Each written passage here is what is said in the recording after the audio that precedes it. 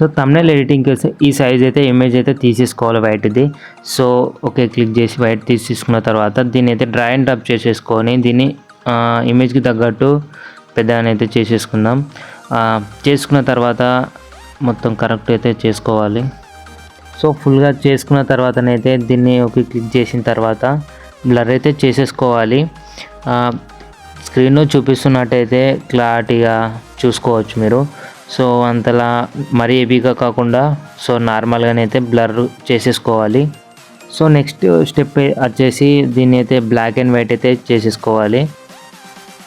ఇప్పుడు చేయాల్సిందైతే ఒక new layer అయితే తీసేసుకొని సో బ్లాక్ కలర్ అయితే సెలెక్ట్ చేసుకొని సో ఫిల్ అయితే చేసుకోవాలి బ్లాక్ కలరు. చేసుకున్న తర్వాత సో దీన్ని ఆపోజిట్ వచ్చేసి 70-72 సో ఈ సంథింగ్ ఈ రేంజ్లో అయితే లైట్గా కనిపించేటట్టయితే పెట్టేసుకోవాలి. సో తర్వాత స్టెప్ వచ్చేసి అయితే మళ్ళీ ఎంటీ లేయర్ తీసేసుకొని ఒక కలర్ అయితే మనం చూస్ చేసుకోవాలి. ఏదన్నా ఒక కలర్ మనకు నచ్చిన కలర్ సో మంచి సెట్ అయ్యే కలర్ అయితే సో తీసుకున్న తర్వాతనైతే సో ఈ కలర్ కొంచెం సెట్ కాలేదు. సో కొంచెం వైట్ యాడ్ చేద్దాం. సో యాడ్ చేసిన తర్వాత సో ఇలా అయితే వచ్చింది. సో ఆపోజిట్ అయితే కొంచెం తక్కువ చేసుకోవాలి, మరి మొత్తం డార్క్ అయిపోయేలా ఉంది. సో తెలుగు ఫాంట్స్ అయితే సో నేను పిఎన్జీ అయితే చేసేసుకున్నాను మొబైల్ నుంచి. సో అది ఎలా కావాలో నేనైతే సపరేట్ వీడియోని అయితే చేస్తాను.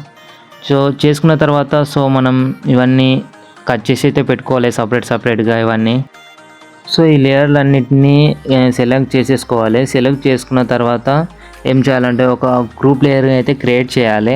సో లేయర్స్ అన్నింటినీ సెలెక్ట్ చేసి గ్రూప్లోకి అయితే ఇంపోర్ట్ చేసిన తర్వాత సో గ్రూప్కి వచ్చేసి గ్రూప్ 1 కాడ మనం ఒక టెక్స్ట్ అయితే రాసుకోవాలి. సో అది దేనికి సంబంధించిందో సో అదైతే పెట్టుకోవాలి. నేనైతే టెక్స్ట్ అనేది పెట్టేసిన. సో అలా పెట్టేసుకోండి, ఈజీగా ఉంటుంది అర్థమయ్యేలాగా.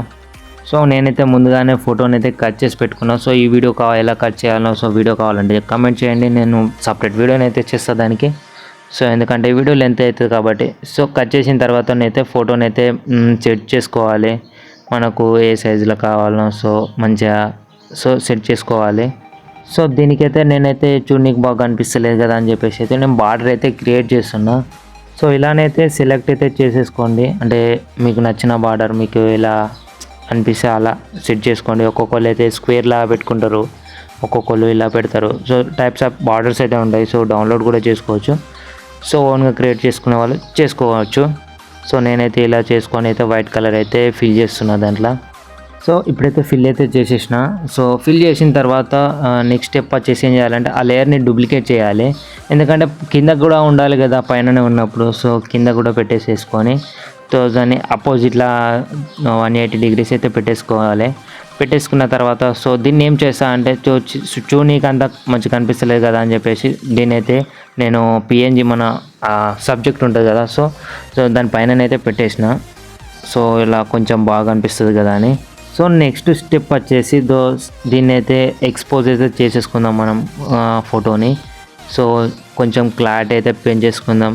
సో స్క్రీన్ పైన చూపిస్తున్నట్టయితే మీరు సెట్ చేసేసుకోండి.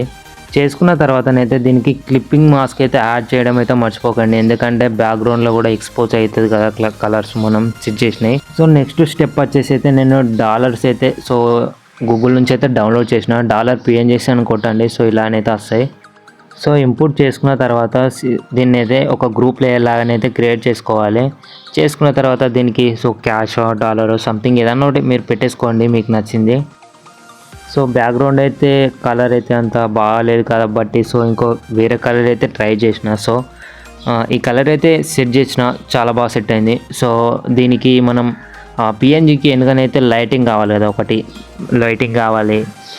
సో లైటింగ్ అయితే పెట్టేసుకుందాం. బ్రష్ టూల్ తీసేసుకొని వైట్ కలర్ పెట్టేసుకొని సో క్లిక్ అయితే చేద్దాం. ఒక న్యూ లేయర్ అయితే తీసుకోవాలి, మనం ఏం చేసిన న్యూ లేయర్ తీసుకోవాలి. సో నేనైతే ఇలానైతే లైటింగ్ యాడ్ చేస్తాను. మీకు ఇంకా కావాల్సి వస్తే గూగుల్లో అయితే కొట్టండి పిఎన్జీస్ లైటింగ్ అని, సో అవే వస్తాయి. సో నెక్స్ట్ స్టెప్ వచ్చేసి అయితే మన ఫోటోని అయితే స్మూత్ అయితే చేయాలి. సో నేను స్మూత్ ఎలా చేసిన అన్నది అయితే సపరేట్ వీడియోని అయితే నా ఛానల్లో ఉంటుంది. సో చెక్అవుట్ అయితే చేయండి, ఎందుకంటే ఈ వీడియో చాలా లెంత్ అయిపోతుంది కాబట్టి అయితే నేను ఎక్స్ప్లెయిన్ చేయలేను. సో ఫాస్ట్ ఫార్వర్డింగ్ అయితే పెట్టేస్తా. సో వీడియోని అయితే చెక్అవుట్ చేయండి ఒకసారి.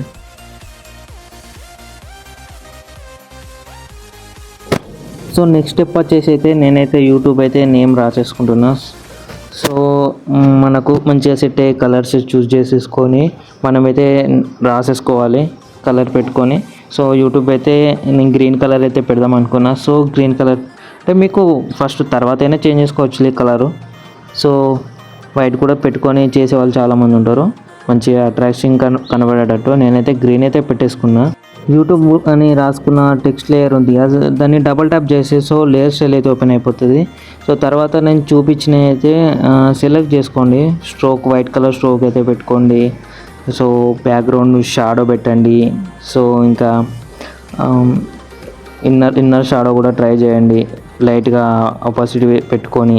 సో అలా అయితే సపరేట్ వీడియో కూడా చేస్తారు దీని మీద, కావాలంటే కామెంట్ చేయండి దీనిపైన కూడా. సో గ్రీన్ అండ్ బ్లాక్ అయితే నేను చూస్ చేసుకున్నా. సో చున్నీకి బాగుంది కాబట్టి అయితే నేనైతే దీన్ని ఓకే చేసుకుంటా.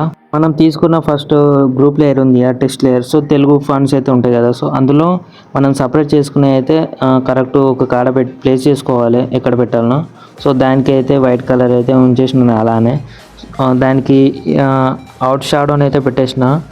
సో తర్వాత యూట్యూబ్ నుండి వచ్చిన ఫస్ట్ పేమెంట్ ఎంత వచ్చిందో తెలుసా, ఇది టైటిల్.